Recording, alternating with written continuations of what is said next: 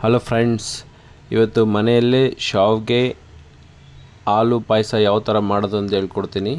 So restaurant ಸ್ಟೈಲಲ್ಲಿ ತುಂಬ ಚೆನ್ನಾಗಿ ಬರುತ್ತೆ. ರೆಸ್ಟೋರೆಂಟಲ್ಲಿ ತಿಂದ ಥರನೇ ಇರುತ್ತೆ. ಸೊ ಈಸಿ ಯಾವ ಥರ ಮಾಡೋದು ಅಂತ ನೋಡೋಣ ಬನ್ನಿ.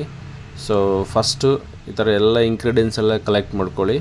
ಸೊ ನೋಡಿ, ಇವಾಗ ಸ್ಕ್ರೀನ್ಶಾಟ್ ಬರುತ್ತೆ, ಸ್ಕ್ರೀನ್ಶಾಟ್ ತೊಗೊಳ್ಳಿ. ಸೊ ರೆಸಿಪಿ ತೊಗೊಂಡು ಇಟ್ಕೊಳ್ಳಿ. So screenshot. ಇವಾಗ ಒಂದು ಪ್ಯಾನ್ ತೊಗೊಳ್ಳೋಣ, ಅದಕ್ಕೆ ಸ್ವಲ್ಪ ತುಪ್ಪ ಹಾಕ್ಕೊಂಡು ನಾವು ಸ್ವಲ್ಪ ನಟ್ಸೆಲ್ಲನೂ ಫ್ರೈ ಮಾಡೋಣ.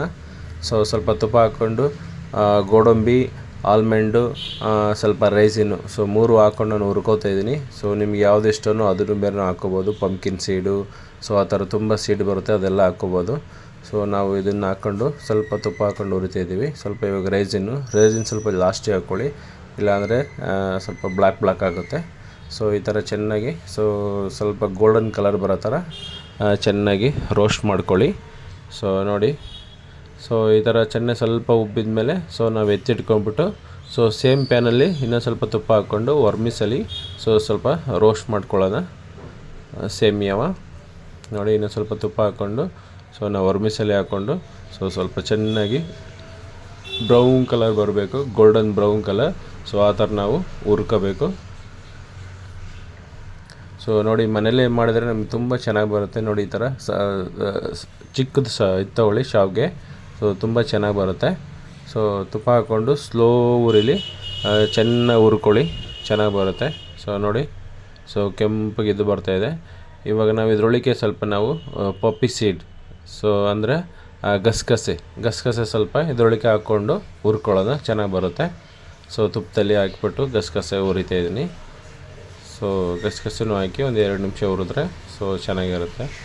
ನೋಡಿ, ನಮಗೆ ಆಲ್ಮೋಸ್ಟ್ ಇವಾಗ ಗೋಲ್ಡನ್ ಕಲರ್ ಬಂತು. ನಾವು ಎತ್ತಿಟ್ಕೊಳ್ಳೋಣ ಸಪ್ರೇಟಾಗಿ.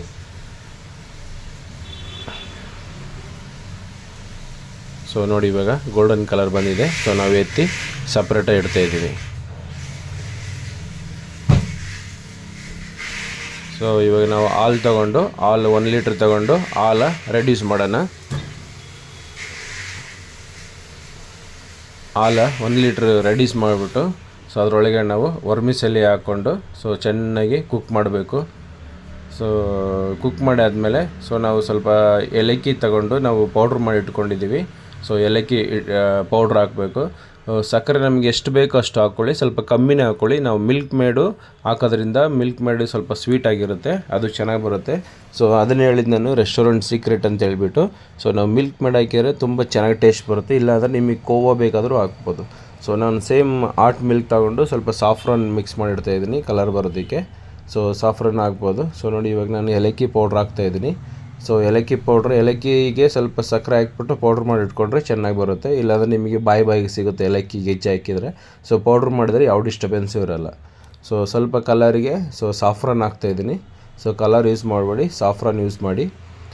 ಇವಾಗ ನೋಡಿ, ಇದನ್ನೇ ಮಿಲ್ಕ್ ಮೇಡು, ಇದನ್ನು ಬೇರೆ ಹಾಕ್ಬೋದು. ಇಲ್ಲಾಂದರೆ ಕೋವಾ ಅಂತ ಸಿಗುತ್ತೆ, ಅದನ್ನು ಬೇಕಾದ್ರೂ ಹಾಕ್ಬೋದು. ನಾನು ಮಿಲ್ಕ್ ಮೇಡ್ ಹಾಕ್ತಾಯಿದ್ದೀನಿ. ಮಿಲ್ಕ್ ಮೇಡು ಲಾಸ್ಟಿಗೆ ಎಲ್ಲ ಹಾಕ್ಬಿಟ್ಟು ಇದು ಮಾಡಿದ್ಮೇಲೆ ಚೆನ್ನಾಗಿ ರೆಡ್ಯೂಸ್ ಮಾಡಿಬಿಟ್ಟು ಅದನ್ನು ಹಾಕಿದರೆ ಚೆನ್ನಾಗಿರುತ್ತೆ. ಇವಾಗ ಲಾಸ್ಟಿಗೆ ಹುರ್ಕೊಂಡಿದ್ದು ನಟ್ಸು, ಫ್ರೂಟ್ಸು, ರೈಸನ್ನು ಬರುತ್ತಲ್ಲ, ಅದನ್ನು ಹಾಕ್ಕೊಂಡು ಚೆನ್ನಾಗಿ ಇದು ಮಾಡ್ಕೊಳ್ಳೋಣ. ನೋಡಿ, ನಮಗೆ ಇಷ್ಟು ಕನ್ಸಿಸ್ಟೆನ್ಸಿ ತಿಕ್ಕ ಬಂದಿದೆ. ಚೆನ್ನಾಗಿದೆ, ಟೇಸ್ಟು ತುಂಬ ಚೆನ್ನಾಗಿರುತ್ತೆ. ಸೇಮ್ ರೆಸ್ಟೋರೆಂಟ್ ಮಾಡೋದಲ್ಲೇ ಥರನೇ.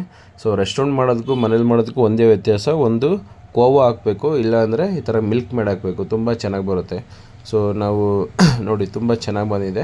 ನಿಮಗೆ ತಿಕ್ಕ ಬೇಕು ಅಂದರೆ ಇನ್ನೂ ಸ್ವಲ್ಪ ರೆಡ್ಯೂಸ್ ಮಾಡ್ಕೋಬೋದು. Thank you.